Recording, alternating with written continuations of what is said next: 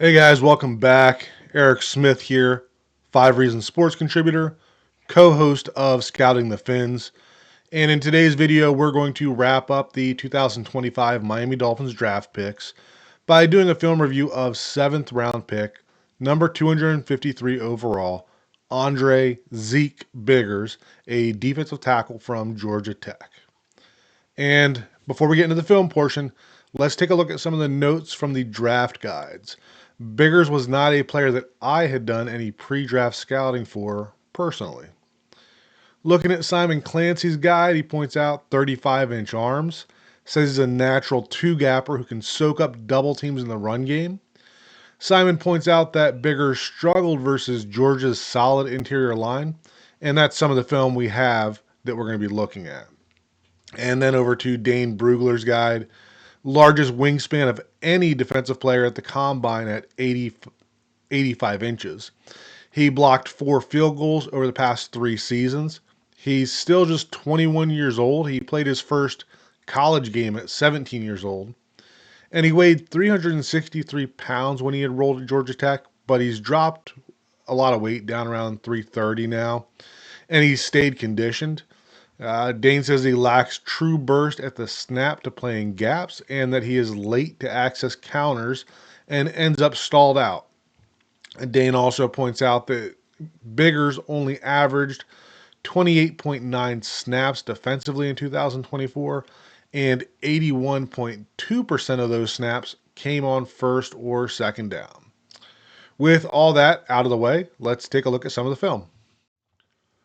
All right, let's start the film review by taking a look at Zeek Biggers taking on double teams. So this is going to be Big Zeke here, number 88. And on this one, you can see that he's doing a good job of taking on that double team, right? Creating traffic on the interior of that offensive line and making the running back try to bounce that. Another one here.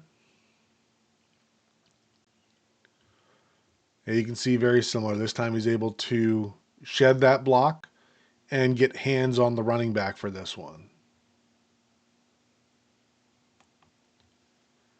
Another one. Again, similar to that first one, not necessarily getting in on the play, right? But this is a inside zone play. Got the double team there. Both of these defensive tackles are doing a good job of creating that traffic in the middle, which allows that linebacker to scrape into the hole. And then looking at his game versus Georgia, a little more inconsistent here.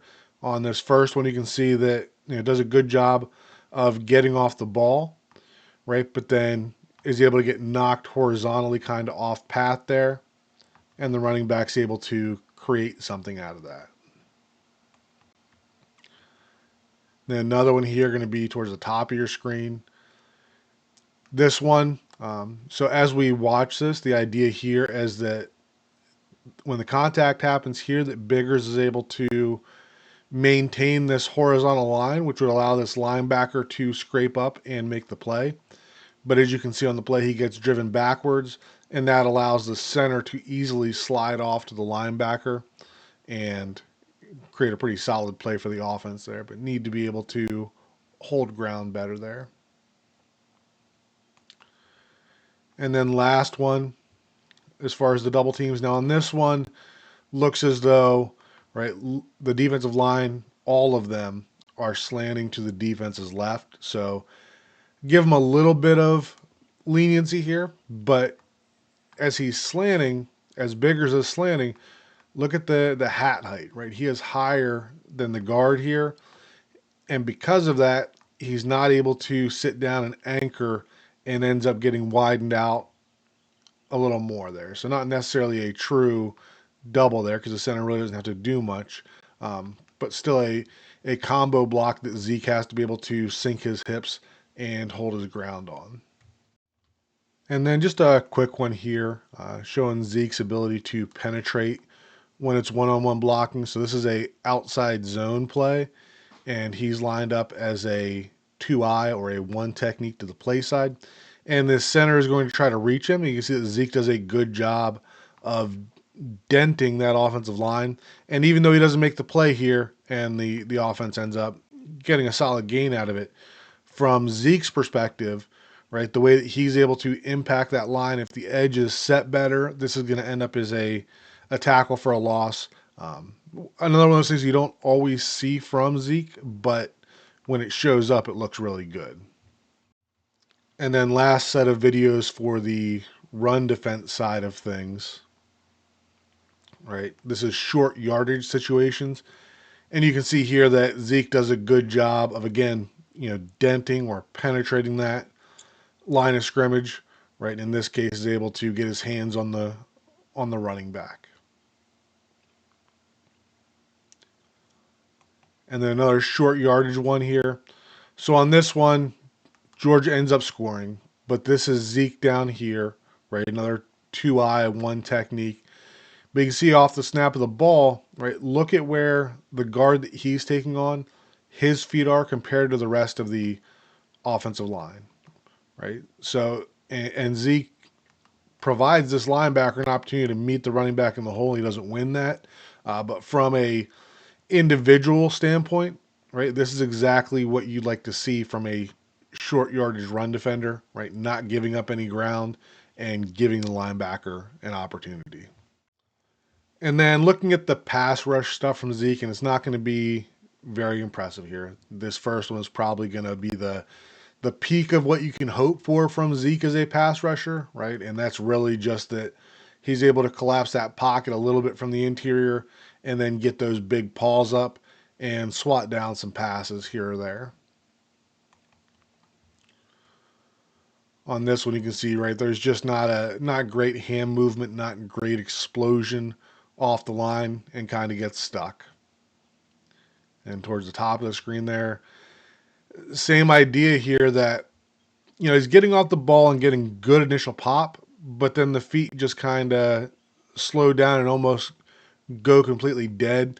He doesn't have that that next gear like a Jordan Phillips does to continue to drive this lineman all the way back into the quarterback's lap. So, you get a little bit of pushing the pocket, but you don't get those big impact type plays. And then last one here is just going to be, he's going to try to get off the block late here. A bit of a spin move there.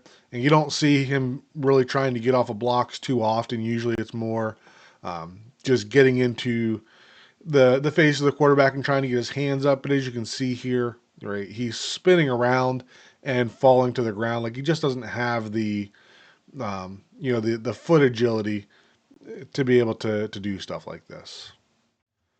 And then kind of along those same lines here, there's going to be Zeke in here, defensive tackle, looping outside. And you can just see that, the speed that he's able to loop around and come off the edge, very lumbering. Not somebody you're going to use a lot on stunts and expect a lot out of. Maybe some tackle stunts where he's trying to occupy a blocker, but I don't think that many offensive lines are going to find him as a threat. I think they're going to be able to easily pass those off. And then last thing here for the film review for Zeke, one of the things I do like out of him, even though he's a big guy at 6'5", 320, 330 pounds, he's usually trying to find the ball at the end of the play, right? And you can see on this play, right, this is Zeke following the ball, and not getting a whole lot on the pass rush. We're used to that, right? But he's following the quarterback, and then when that ball's thrown, right, he's one of the few defensive linemen that are running down the field chasing the ball. And in today's NFL, when they basically eliminated the blindside blocks, the more defenders that you can get near the ball at the end of the play, the better. You're rarely going to, feel like that's a bad thing. So, if you got a player like Biggers, who's probably going to be more of a situational player, you want to see, showing this motor where he's going to stay involved in the play, right? Same idea here, trying to get his hands in front of the quarterback. Right now he's getting downfield 10 yards and getting in on the tackle, right? So, he's not just the big slug that's going to hold up ground in the middle, not an explosive guy, right? But the high effort and the motor is still there with his size.